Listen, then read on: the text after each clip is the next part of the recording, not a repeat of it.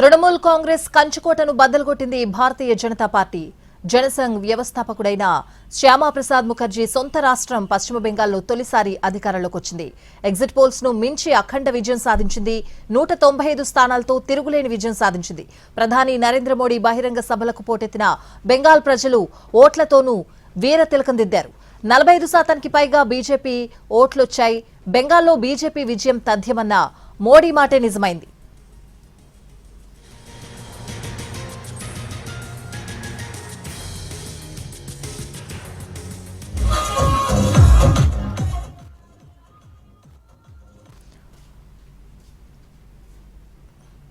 Trinamool Congress కంచుకోటను బద్దలుకొట్టింది Bharatiya Janata party. Jan Sangh వ్యవస్థాపకుడైన Shyama Prasad Mukherjee సొంత రాష్ట్రం పశ్చిమ బెంగాల్లో తొలిసారి అధికారంలోకి వచ్చింది బీజేపీ. ఓవరాల్ గా అప్డేట్స్ అడిగి తెలుసుకుందాం. మా ప్రతినిధి దినకర్ కోల్కతా నుంచి లైవ్ లో సిద్ధంగా ఉన్నారు. అక్కడ సంబరాలు అంబరానంటిన పరిస్థితి కనిపిస్తోంది బీజేపీకి సంబంధించి. దినకర్, రైట్ స్వాతి, ప్రస్తుతం దాదాపు బీజేపీ కోటలు బద్దలు కొట్టింది. దాదాపు తృణమూల్ కాంగ్రెస్ 15 ఏళ్లుగా నిర్మించుకున్నటువంటి ఏవైతే ఉన్నాయో మొత్తం అంతా కూడా అన్ని నియోజకవర్గాల్లో 198 నియోజకవర్గాల్లో ఆధిక్యతలో కొనసాగుతుంది బీజేపీ. కేవలం 89 నియోజకవర్గాల్లో మాత్రమే తృణమూల్ కాంగ్రెస్ పార్టీకి సంబంధించి ఆధిక్యత కొనసాగుతున్నటువంటి పరిస్థితి ఉంది. అయినా కానీ మమతా బెనర్జీలో ఆశ చావడం లేదు. ఎందుకంటే పూర్తిగా ఎన్నికల ఫలితాలు రాలేదు. కేవలం ఈ ట్రెండ్స్ మాత్రమే ఆమె తమ క్యాడర్కి నచ్చజెప్పే ప్రయత్నం చేసుకుంటుంది. దాంతో పాటు కూడా ఇక్కడ తృణమూల్ కాంగ్రెస్ కి సంబంధించిన ఏజెంట్ ఎవరు కూడా పోలింగ్ కేంద్రాలని కౌంటింగ్ కేంద్రాలను దాటిపోకూడదని చెప్తున్నారు. ప్రస్తుతం మన కెమెరామెన్ ఇన్సుపాల్ చూపిస్తున్నారు. మనం ఇక్కడ చూస్తున్నాం బీజేపీకి సంబంధించిన పార్టీ కార్యకర్తలంతా కూడా జోష్ గా సంబరాలు చేసుకున్నటువంటి దృశ్యాలు మనకు కనిపిస్తున్నాయి. ఎందుకంటే ఇవాళ ఉదయం నుంచి కూడా అంటే 11 గంటలకు ట్రెండ్స్ స్టార్ట్ అయ్యి అప్పటి నుంచి కూడా జోష్ తగ్గకుండా కూడా బీజేపీకి సంబంధించినటువంటి పార్టీ కార్యకర్తలు కూడా ఇక్కడ సంబరాలు చేసుకున్నటువంటి దృశ్యాలు మనం చూస్తున్నాం. మరొకవైపు మోడీ చెప్పారు స్పష్టంగా, ఎందుకంటే దాదాపు 1.5 రోజుల పాటు కూడా బీజేపీ పూర్తి దృష్టి సారించింది దీని మీద. అమిత్ షా కూడా దాదాపు 20 రోజుల పాటు ఇక్కడే ఉన్నారు.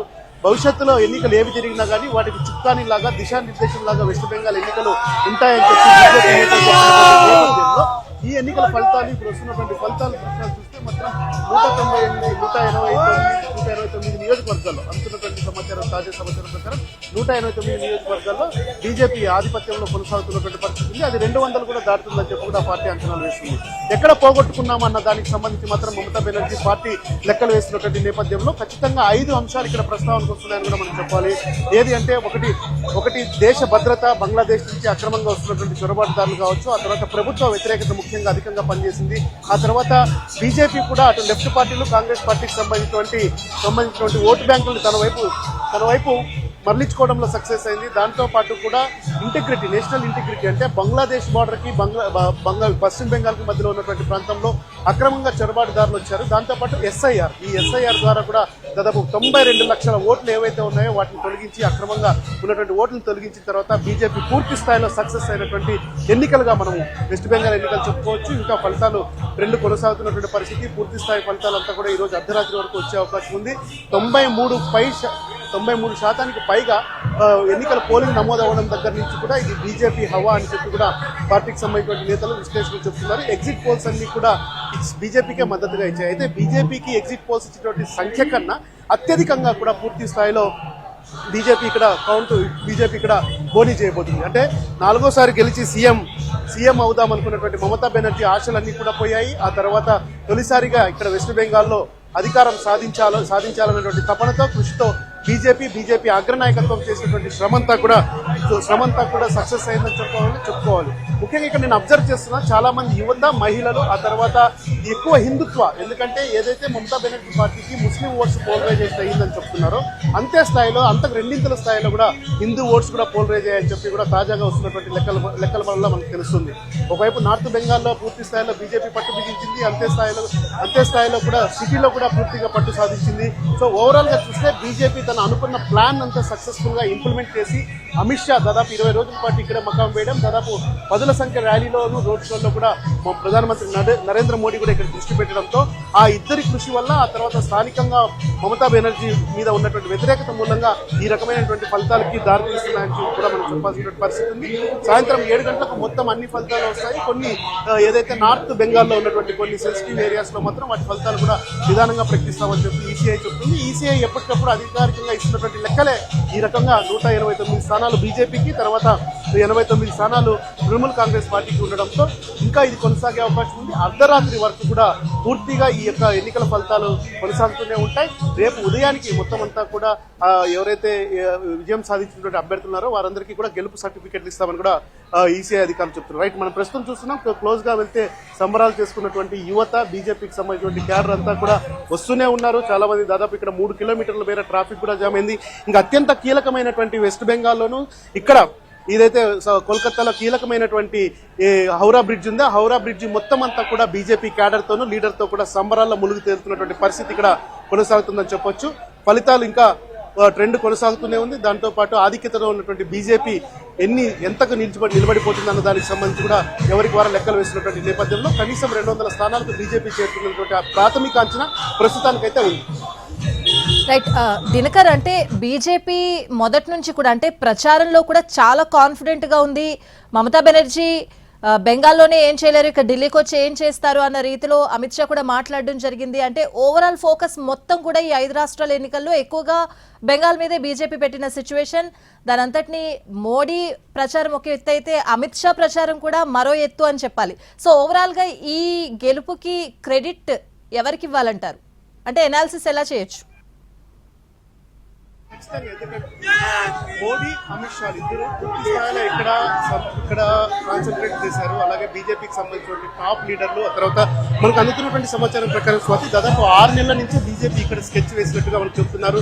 ఆర్ఎస్ఎస్ కావచ్చు, ఆ తర్వాత ఏబీవీపీ కావచ్చు, దీని తర్వాత దీనికి సంబంధించినటువంటి బీహెచ్పీ సభ్యులు కూడా కావచ్చు. అంటే భారతీయ జనతా పార్టీకి అనుసంధంగా ఉన్నటువంటి ఏవైతే రంగాలు ఉన్నాయో వారందరికి సంబంధించిన వారంతా కూడా వెస్ట్ బెంగాల్ మీద కాన్సన్ట్రేట్ చేశారు. తొలుత ఎస్ఐఆర్ రూపంలో అక్రమంగా ఉన్నటువంటి ఓట్లను తొలగించడం కావచ్చు, రెండవది ఇక్కడ బెంగాల్లోకి అక్రమంగా చొరబాటు చేస్తున్నటువంటి ముష్కర్లు, బంగ్లాదేశీలు కూడా కావచ్చు, ఆ తర్వాత సర్ రూపంలో ఎన్నికల సంఘం పేరుతో మొత్తం అంతా కూడా ఓటు హక్కు కలిగినటువంటి వాళ్ళ ఆధారాలతో సహా తీసి 95 లక్షల పైగా తొలగించడం కావచ్చు. దానికన్నా ఎక్కువగా 15 ఏళ్ల మమతా బెనర్జీ పాలనలో ఇక్కడ జరిగినటువంటి అత్యాచారాలు కావచ్చు, ఆ తర్వాత దోపిడీలు కావచ్చు, ముఖ్యంగా ఆర్జీకర్ ఆసుపత్రిలో ఒక డాక్టర్ పైన జరిగినటువంటి అత్యాచార ఘటన ఏదైతే ఉందో ఇక్కడ మొత్తం అది పీక్స్కి వెళ్ళినటువంటి పరిస్థితి కూడా ఉంది. అంటే దానికి సంబంధించినటువంటి ఆధారాలు ఏవి కూడా లేకుండా చేయడంలో మమతా బెనర్జీ నిందితుల్ని అరెస్ట్ చేయడంలో కూడా విఫలం కావడంతో ఇక్కడ యువతలోను, మహిళల్లోనూ, ముఖ్యంగా హిందువుల్లోనూ పూర్తి వ్యతిరేకత వచ్చింది మమతా బెనర్జీ పట్ల. మమతా బెనర్జీ కేవలం ముస్లింలకి కొమ్ము కాస్తుందనేటువంటి ఒక స్పష్టమైన సంకేతాలు లోపలికి వెళ్లడంతో హిందువులంతా ఏకమయ్యారు. దాదాపు ముస్లిం యొక్క ఓటింగ్ పోలరైజేషన్ ఎంత మమతా బెనర్జీకి పడితే అంతకు రెండింతలుగా ఈ బీజేపీ ఓన్ చేసుకుందని చెప్పుకోవచ్చు. నార్త్ బెంగాల్లో పట్టు నిలుపుకుంది, అలాగే పరగనాస్ లో పట్టు నిలుపుకుంది. ప్రస్తుతం మనం ఉన్నటువంటి కోల్కతాలో ఉన్నటువంటి గ్రేటర్ కోల్కతాలో 35 సీట్లు ఉన్నాయి. ఆ 35 సీట్లు కూడా బీజేపీ పట్టు సాధించింది. అంటే స్లోగా, నిదానంగా అటు అమిత్ షా, ఆ తర్వాత మోడీ ఇద్దరు కూడా కలిపి ఒక యాక్షన్ ప్లాన్ ప్రకారం ఇక్కడ బీజేపీ అంతా కాన్సన్ట్రేట్ చేసింది. ఇక్కడ వచ్చే ఫలితాలు రానున్న రోజుల్లో దేశవ్యాప్తంగా జరుగుతున్నటువంటి ఎన్నికలు ఏవైతే ఉన్నాయో, ఉత్తరప్రదేశ్ కావచ్చు, గోవా కావచ్చు, పంజాబ్ కావచ్చు, తర్వాత ఉత్తరాఖండ్ కావచ్చు, 2027 డిసెంబర్లో జరిగేటువంటి గుజరాత్ ఎన్నికలు కావచ్చు, ఈ ఎన్నికలకు అంతా కూడా బీజేపీ ఇక్కడ సక్సెస్ అయితే ఇంకా రానున్న రోజుల్లో అంతా కూడా కేక్ వాక్ అన్నటువంటి ఒక మెసేజ్ ని తీసుకెళ్లడానికి కూడా చూడొచ్చు. మనం దక్షిణాది రాష్ట్రాల్లో తమిళనాడులో చూసాం, అక్కడ అన్నాడీఎంకే రాలేదు, డిఎంకే రాలేదు, ఆ పార్టీ రాలేదు. ఆ తర్వాత అస్సాంలో ఎన్డీఏ వచ్చింది, దాని తర్వాత నెక్స్ట్ వచ్చి పాండిచ్చేరిలో కూడా ఎన్డీఏ వచ్చింది.